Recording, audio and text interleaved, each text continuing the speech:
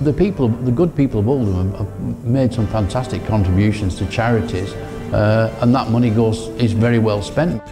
I mean, asbestos garage roofs can be dangerous if they fall on your foot because they weigh a lot, but other than that, they're not much of a danger. The cement dust is the bit you want to watch out for. I've got this wonderful Latin phrase that I use. It's called look after yourself. And it doesn't matter whether it's diabetes, arthritis, any condition. Find out what it is and help yourself. I've never been a certain age. You've got an answer for everything, haven't you? I've been married 47 years, it's handy. Welcome to Tommyfield Live, a chance to meet. Let's join the audience now, live from our radio theatre stage.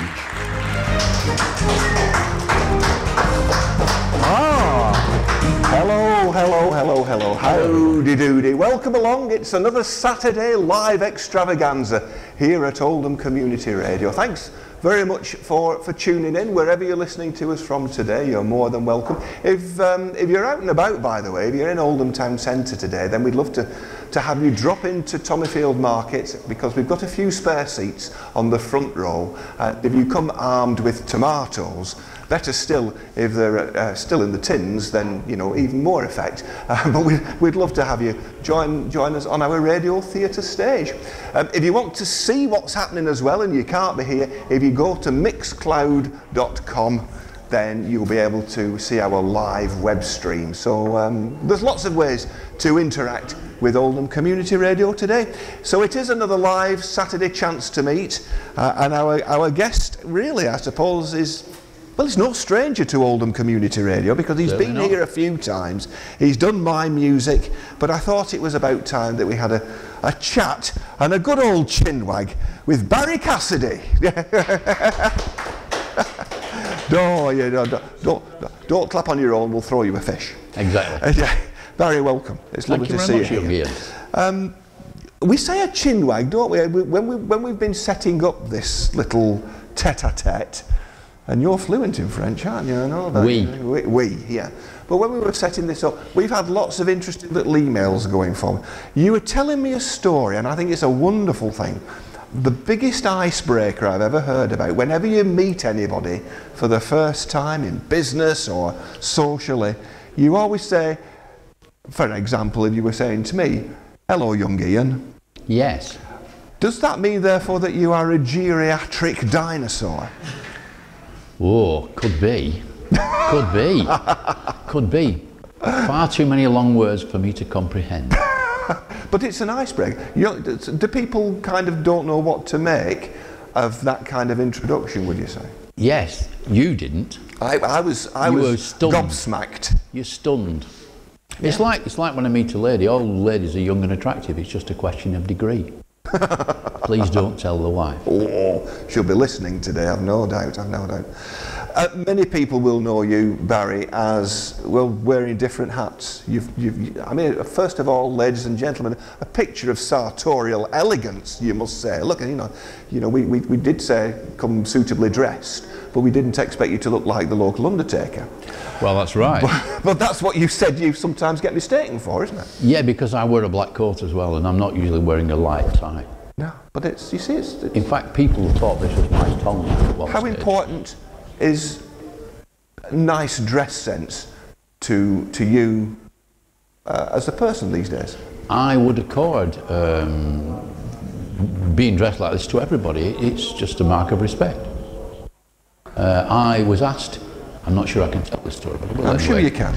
I do a lot of those Zoom meetings, which I hate, and somebody said to me, you always wear a suit.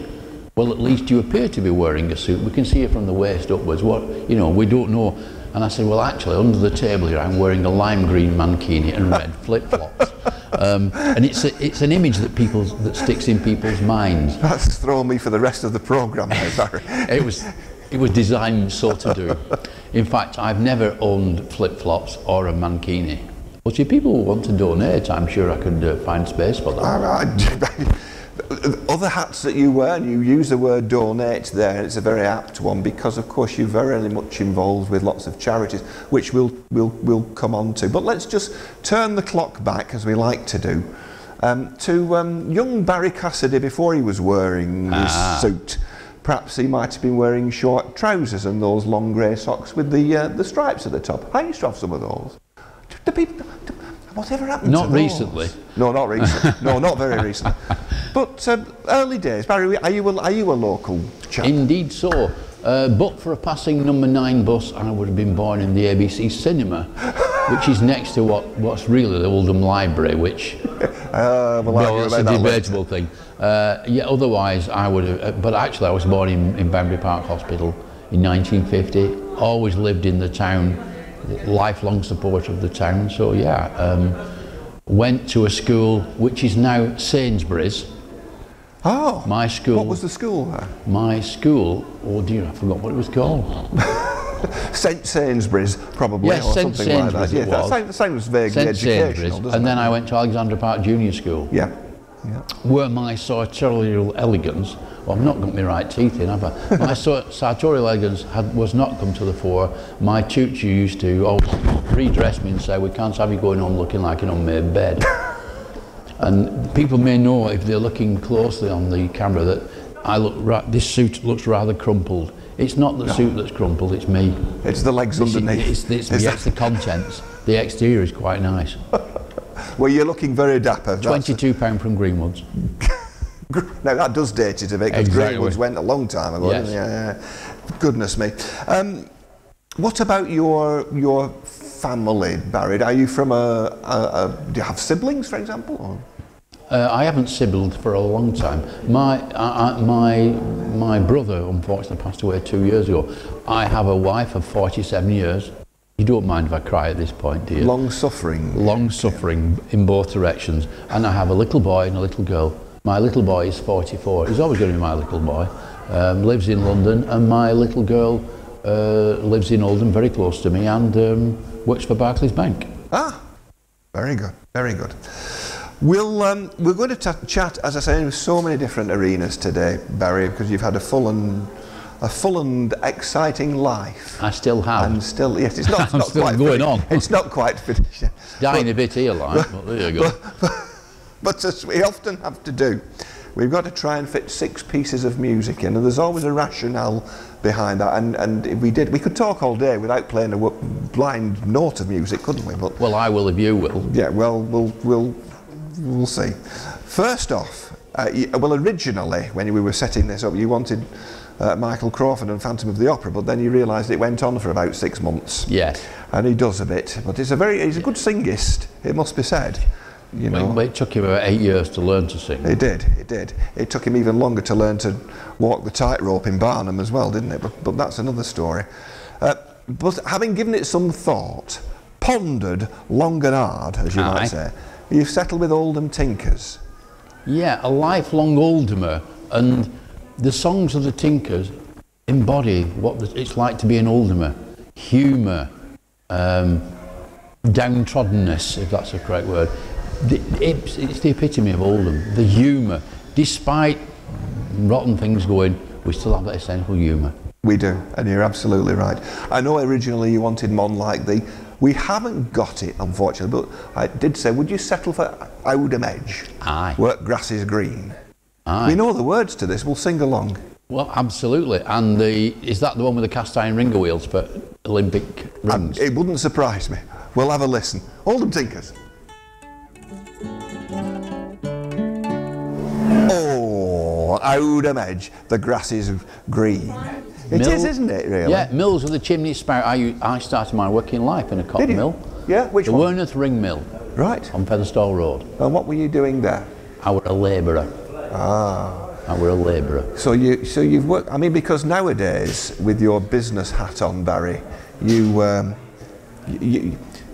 Northwest Business Services, energy specialist and expert in asbestos training, surveying, and I've repeated the word training, that'll teach me proofreader. Yeah. Asbestos, when people hear this word, don't they tremble in the boots? They certainly do, sometimes for the best of reasons, but very often for no good reason at all. People say, oh, I've got an asbestos garage roof, what can I do? Well, whatever you do, asbestos garage roofs can be dangerous if they fall on your foot because they weigh a lot, but other than that, they're not much of a danger. The cement dust is the bit you want to watch out for, yeah. But I've spent, well, starting the asbestos industry fairly recently, 1969. That's recent enough. As recent as that. And I travelled the country looking at all kinds of properties, looking at asbestos. And I've been qualified surveyor now for 18 years. And in that time, the number of times I've suggested people take asbestos out, let me just count, none. Really? Leave it alone, leave it where it is, manage it, don't mess with it.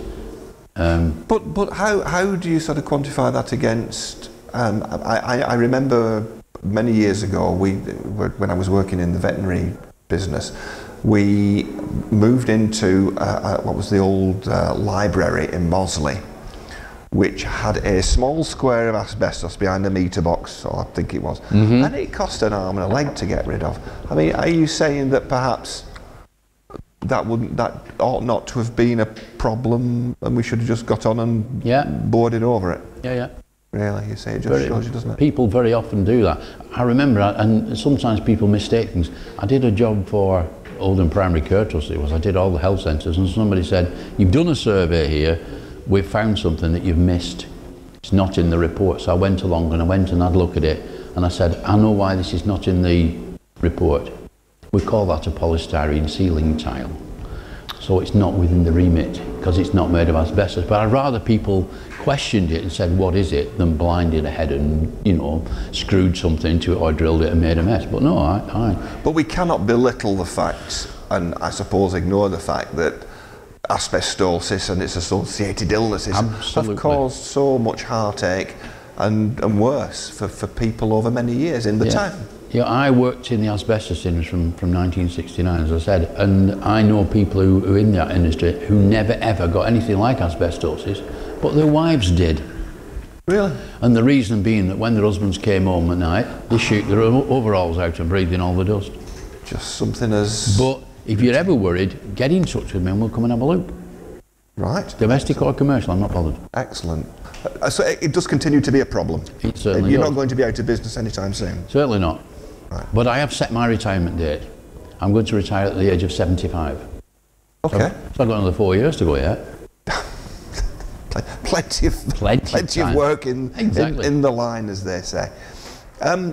I like to look at. We're going to have to keep our eye on the clock here, aren't we? We're going to have a piece of music. Okay. Sad to say. Oh dear. Now, sometimes our guests are. I don't want to be disparaging here, but predictable. They're at a certain age, and they might choose something from the 60s or the 70s. I've never been a certain age. You've got an answer for everything, haven't you, young man? I've been married 47 years, it's handy. I've got a feeling I was on a hiding to nowhere today. I suggested at one point Gerald should do this one, but anyway, never mind. So now, we've already had the Oldham Tinkers. Aye. We couldn't have anything that's more polar opposite than Pavarotti. And Ma Paris. Except it's not French, is it, that? It's Ma Paris. Is it? From Martha. Ma Paris. So you like opera? Yes. Are you an expert in opera? No, I'm a sucker for a good tune. A sucker for a good tune? Well, I did listen to this because, as you may not be surprised to hear, this wasn't in our record library. Much to our dismay. I know you find it incredulous. I think the word chagrin comes in there. The chagrin, absolutely. I'm not half. But you see, that's one of mine. But it's now in, so we'll hear it ever increasingly on the airwaves at Oldham Community Radio. It is Luciano Pavarotti. He seems like a nice... He's always got one of those handkerchiefs by his side, dabbing his forehead in between numbers. And I suspect all that's missing from your attire today is a pocket handkerchief. Well, yeah, this suit, I haven't managed to undo the bits yet. It's still got the... It's got the sewing in. Yeah, but there is a hanky in here. What? Good for our radio listeners. Exactly, The ones watching online will just thinking, here we go. Right, so your second choice then, from Martha. It's just one of your favourites. Yeah, Martha, Flotto. There's no other reason. No. Let's have a listen. And welcome back to Tommyfield Live, Chance to Meet, where it's Ian Wolstenholme in the pleasurable company of our guest on the radio theatre stage today, Barry Cassidy. Are you having fun so far, Barry? Not half. We're nearly halfway through. It's the best fun I've had with my clothes on for a long time. with or without the lime green mankini and red flip-flops. Yes. As you alluded. Yes. So there we go. As you would expect, Ma Paris from Martha. That was all Luciano before the break. Mr. Pavarotti. But there's so many opera singers. Do you have a particular favourite one out of all the operatic repertoire? Possibly the operas Jussi Björling or Tito Skipa, which we'll hear later on. We've got old Tito. And Tito Skipa was Pavarotti's favourite singer. Really? You can't get a better recommendation than that. That's not bad. Even from me. That's not bad at all. Not bad going, that. That's good. Okay, so we've talked about some of your day-to-day work, which you're still very heavily involved with, as you say, Barry. You have no intentions of calling it quits for a year or two longer. I love looking at these LinkedIn profiles, and you have to have one of those in business, don't you? And it says we touched on this a moment ago. You're fluent in French and Spanish, some Greek. Greek yogurt, is that close enough? Or Mavrodaphne de Patras. So that's a wine, by the way. Yeah, thank you very much. Yeah, Beaujolais Nouveau and all that. So I mean, did languages appeal to you at school? Did they? I spoke French at school. I have A-level French, and to her eternal credit, my French teacher said, I never thought you'd pass that. There is a similarity, because I had got an A-level in French, Spanish and music. So there we are. Por qué? Porque. I've forgotten the rest. By the way. That's why. Yes. But anyway, so language, and obviously languages. Would you say they're still as essential in business today? Just sticking with your business hat on a minute. Absolutely, yeah. Because but people get away with it. You don't need it now. You've got these apps. Everybody needs an app, and you can just sort of, if you're in the middle of a foreign city like Rome or Berlin or wherever you might be, you just sort of, if you're struggling to converse to somebody, you just press a thing and it does it for you. No, I mean, I go on holiday in Spain, and I think it's the height of bad manners. When I go there, people speak English. They've learnt my language. I take the trouble to learn their language. That's why the Greek and the Spanish and the French, I learn their language. And just speaking a little bit of language gets you a long way abroad. It's just manners. True. Very true. You've devoted so much of your time in between the business world and everything else to charity work, which we'll talk about. Let me give... Nowhere near as much as many other people in this town. I think you were being very modest. For instance, since 2005, so what's that, going on for 17 years plus now, chairman of Oldham Diabetes Voluntary Support Group. Yeah. How did that come about? How did you get involved with diabetes? I was diagnosed with diabetes. It was on my birthday. Happy birthday, you've got diabetes. You know, it wasn't the sort of present I was expecting, but at least unlike some things, this one's going to last me a lifetime. And I thought, well, I wonder what this diabetes is. So I learnt all about it. I went and read a book. The tinterweb weren't going. Back in the days of being able to read books. I got a wonderful book out of the library, and then I actually met the lady that wrote it, Dr. Rowan Hilson, a lovely lady. And so I thought, well, if I can understand diabetes, I wonder if I can pass it on to other people. And I've spoken to over 2,000 people giving diabetes talks. I've just done first choice homes. I've got Oldham Police lined up. I'm also the lead on diabetes for the African Caribbean group in Manchester, which we're now reforming, and the Oldham Diabetes Voluntary Support Group is reforming. People are now coming out of the woodwork, want to meet together face to face, so I'm getting involved in that. One automatically thinks, and I'm not a sufferer of such, if that's the right word, sufferer, or somebody who has diabetes, but one automatically thinks when, again, it's a bit like the old buildings and the asbestos and panic in that. People automatically assume with diabetic cases that you have to have insulin injections, and then the people that don't like, oh, I can't do that, I can't have an jab in my arm. I'm not on insulin. What's the sort of the treatment, the modern treatment? Okay, the idea is that about 10% of people with diabetes are on insulin, type 1 diabetes. The rest of us, I think that's 90%, are type 2 diabetes like I am. And it's a matter of lifestyle, a matter of choices. Right. So the idea is, I've got this wonderful Latin phrase that I use. It's called look after yourself. And it doesn't matter whether it's diabetes, arthritis, any condition. Find out what it is and help yourself. People say to me, it's all right, my doctor looks after me. How do you get an appointment at your doctor's then? These days. Any days. And so I say, right, well, if you go to your doctor's, if you can get in, do you know what he's telling you? Do you understand it? You know, what is hypoglycemic index? Very often your doctor will speak in a language you don't understand, not Spanish, French, even English. So I say, find out what it is and help yourself to do it. It's all right saying I'm going to rely on him, but it's up to you, it's your body. And as you see, look what good condition this one's in. The word temple springs to mind. Unfortunately, I'm a non-believer. Which is a pub in Waterhead that's shut down. But anyway. That's right. Yeah. No, I'm more help the poor strugglers than anything else. Good old Albert Pierpoint. Exactly. There's the what a job there. question done. Heads will roll. Well, heads will roll. I'm going to have a break for music because we're having giggled so much. It's good fun doing this programme, it really is. So, little musical break. This next one, again, completely different. Who expected Rod Stewart on Barry Cassidy's hit list? You wear it well. There's got to be a reason. Is that it? It must be. No, I like the music. It's as simple as that. Simple as I like things that just work on the KISS principle. Correct. Keep it simple, stupid and all exactly. that. No disrespect. Super. Rod Stewart, the singing toilet brush. Yeah. Rod Stewart, is it? Oh, it's Sir Rod Stewart now, isn't it? I think, I'm sure it is. Or the Lord even now, yeah. You wear it well. Charity, so diabetes, and you've been involved in the voluntary support group there, and they do some sterling work. And I imagine they always need an odd shekel or groat throwing in their direction. Not necessarily. No? We exist as we are. We're not palm waving individuals. To come to our meetings in round figures costs nout. To me, a member of our group costs nout. You just turn up. That's all we do. Where do you meet actually? We meet at Barker Street Community Centre the first Wednesday in every month at 7 o'clock.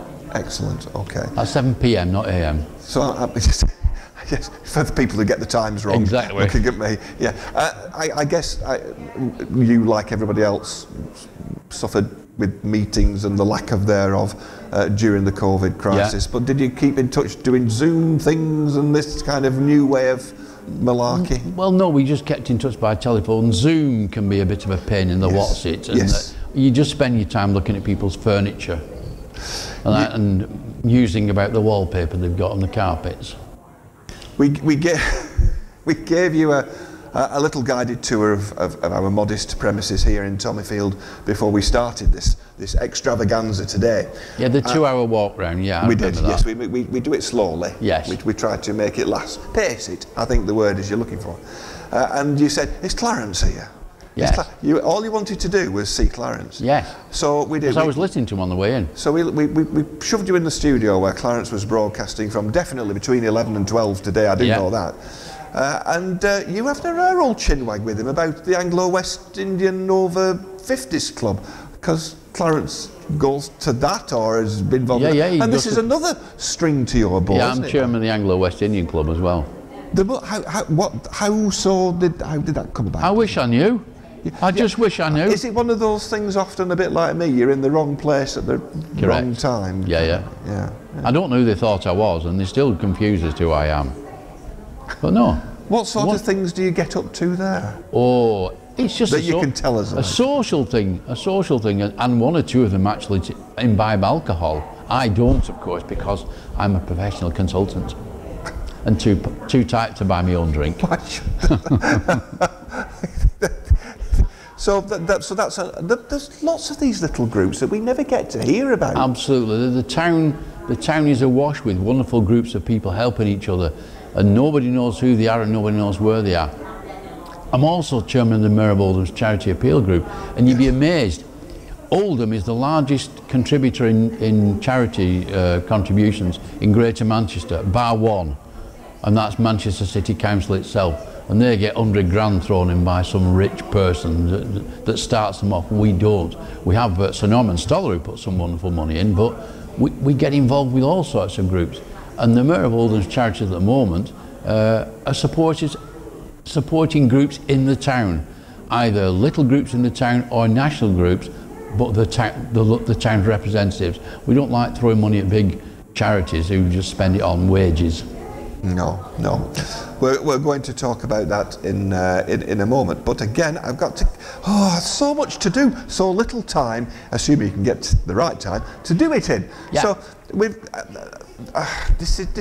I looked at this list and I thought, Pavarotti, Rod Stewart, and now we've got Jerry Lee Lewis. Absolutely. Great Balls of Fire. Yes. Is there another reason, or is it just another one you like? Okay. When I was a kid, we used to listen to the pop music of the time, Perry Como, Catch a Falling Star. And I Love You So. And stuff like that. The other thing was, one day on the TV, Jerry Lee Lewis came on with Little Richard, and I thought, what the devil's that? Never seen that before. And this was the first time we ever had anything that really moved from Victor Sylvester and, you know, so Billy Cotton's banjo. This was a turning point. This was a turning point. Absolutely. Go on then, rattle my cage and doing all that then. Off we go. You shake my nerves and you rattle my brain. Barry is still with me. We've not frightened him off. The coffee hasn't taken effect yet, which is always a good sign. Yes. This is a big week coming up next. Indeed it is. Because as listeners to the station will know, we had a lovely time talking to Mayor Jenny Harrison. The lovely Jenny Harrison. The lovely. No, the lovely Sue Slater. There can only be one lovely. The brassic Jenny Harrison, because it's like, or Goldick. That's a word, that's not Auric. the word. Auric. A-U-R-I-C. Like Mr. Goldfinger. Absolutely. Quite right too, yes. The Auric. I went to grammar school, you know. Jenny Harrison, our current mayor, has done some sterling work this year, hasn't she, with a choice of charities. Wonderful work. And again, just to be clear, you've been involved with the charity committee since 2018. That's a year or two now as well, isn't it? Well, since long before, I've been chairman since then, but I've been... Chairman, yes, but you've been involved with it, yes. Yeah. Yeah. They still haven't figured out who I am. He just keeps sneaking in the back doors, isn't Well, it? yeah. So, I mean, every different mayor must have different ideas about what they want to achieve and Absolutely. how much they want to raise for deserving causes. How much input do you have in that kind of selection? I just stand back and let them get on with it. It's an easy job then. Well, yeah, I'm just the gob at the front. Basically, the other people decide things, and I just nod and agree, like I have done with you just now. So you're the gentleman that sort of knocks on doors and says, "Look, we could do with some of your help." How cooperative are businesses and individuals in the borough with regard to that? Wonderfully so. People will come forward and offer help. Other people, we have to go and shove their arm up the back. But we've got a heady mix of all. But the thing is, like I was saying, the good people of Oldham have made some fantastic contributions to charities, and that money is very well spent by charities on some wonderful things. We have in Oldham a department of Christie's, and some years ago we bought them a particular piece of equipment that in fact my daughter used when she was having treatment for cancer.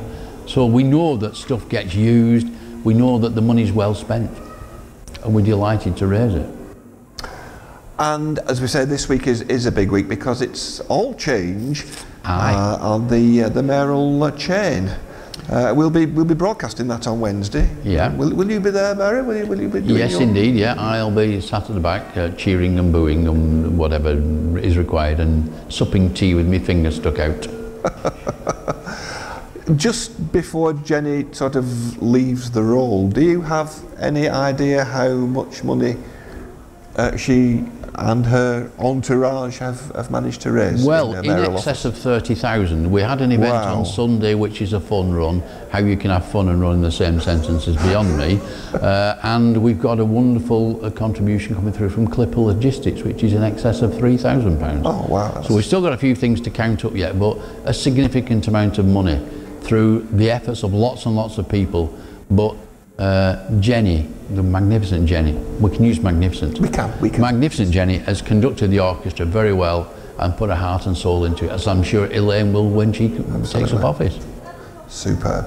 It's just about after 10 to 1 on this Saturday lunchtime, which leads me nicely, according to the well-prepared script I have in front of me.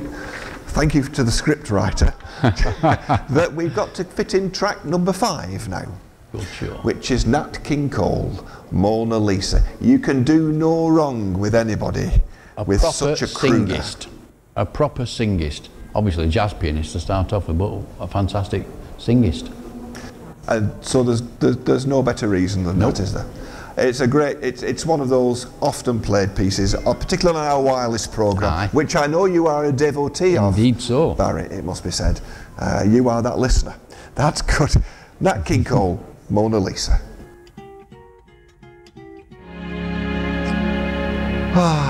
There's not a lot you can say after that, is there really? It's just one of those syrupy ballads that will be here long after you and I have departed this mortal coil, Barry. What do you mean at 2 o'clock? Something like that, yeah. There's more cameras in here than soft make. If I do that to that one and that to that, this is really going to confuse Phil in the post-production editing. I've got a sneaking suspicion that I've got one pointing at my pants leg. That's why I've got there's my legs another one crossed. there as well. That's why I'm crossing my legs. And we still haven't seen the lime green Mankini and Fred. Well, that's why I've crossed my legs. There is time. There's 5 minutes if you're feeling daring. Not half. So Mona Lisa, Nat King Cole. I was going to ask you about generally, because you've done my music as a programme per se, and Matt is coming along in a few minutes' time to do his stint for the first time. What words of advice would you offer somebody as a newcomer to presenting my music, for instance? Enjoy it.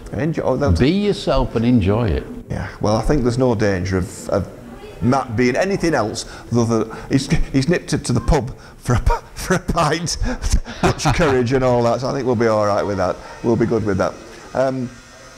So, new mayor coming along. Yeah. We've got a new chief executive who we were delighted to have as a guest on Oldham today this week. It was a real pleasure. Are they digging have we been demolished already? It's started, isn't it? You can hear the drill in the background. Yeah. We were delighted to welcome Harry to the studio this week.